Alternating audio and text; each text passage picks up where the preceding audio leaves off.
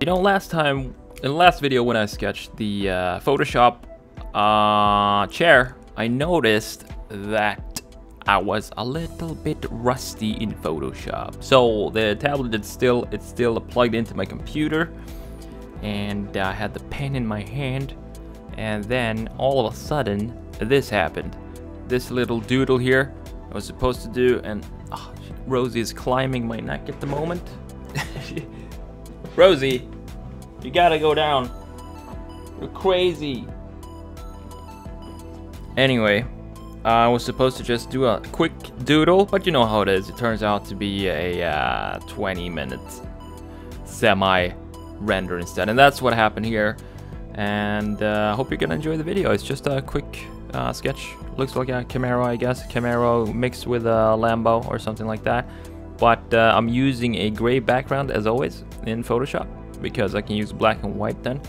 And then I'm using the black to add some contrast, and as a final touch I use the white to spice up the highlights, and so I have the full spectrum of black and white. And now I'm gonna stop rambling, and let's jump into the sketching.